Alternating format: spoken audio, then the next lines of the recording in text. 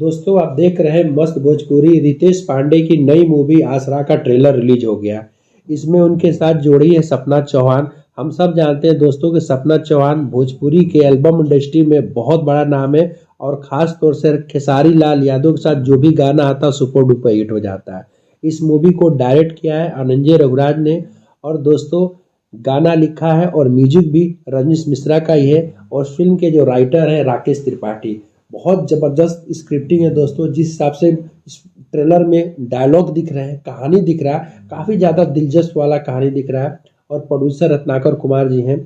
इस फिल्म में रितेश पांडे सपना चौहान के साथ अवधेश मिश्रा भी हैं, मनोज टाइगर भी हैं। अवधेश मिश्रा सपना चौहान के पिता बने हैं और उसमें एक आर्मी वाले की भूमिका निभा रखा है। हालांकि मेरे को ट्रेलर से लग रहा है कि पूरी फिल्म में बहुत कम ही रोल है उनका, क्योंकि एक समय ये दिखलाया जाता है कि वो जब छोटी थी सपना चौहान तो बचपन में ही उनके पिता की मृत्यु हो जाती है और उसके बाद जो उनकी माँ होती काफ़ी ज़्यादा टॉर्चर करती है।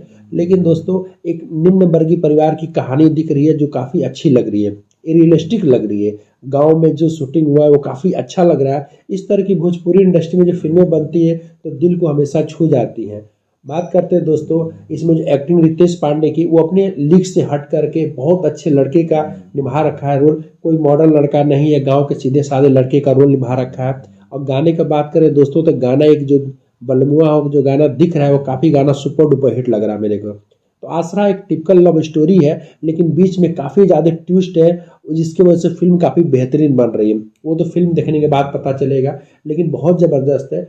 आप जानते हैं दोस्तों सपना चौहान काफ़ी ग्लैमर लड़की हैं और जिस हिसाब से एल्बम इंडस्ट्री में काम करती हैं बहुत ही ग्लैमर और उनको मॉडर्न दिखाया जाता है। लेकिन इसमें काफ़ी गांव की एक देहाती लड़की का रोल निभा रखा है जो एक नॉर्मल सलवार सूट पहनी हुई है, बिना मेकअप के दिख रही है सपना चौहान, जो बहुत ही अच्छा लग रहा है। इसका मतलब कि इसके जो डायरेक्टर है पूरा अपने लीग से हटकर के मूवी को डायरेक्शन किया है दोस्तों। और जिस तरह का जो सीन है उसी को पिक्चराइज किया है रियलिस्टिक दिखने के लिए, जो काफ़ी बेहतरीन है। उससे भी अनंजय रघुराज की कोई भी मूवी उठा के देख लीजिए, जब मूवी का डायरेक्शन करते हैं तो उनकी डायरेक्शन बहुत ही कमाल का होता है। तो आसरा तो दोस्तों मेरे हिसाब से जो ट्रेलर देखने से ऐसा ही लग रहा है कि मूवी बहुत ही बेहतरीन है और जब भी आएगा एकदम धूम मचाने वाला है। वीडियो देखते रहिएगा, चैनल को सब्सक्राइब करते रहिएगा। अगले वीडियो फिर मिलते हैं।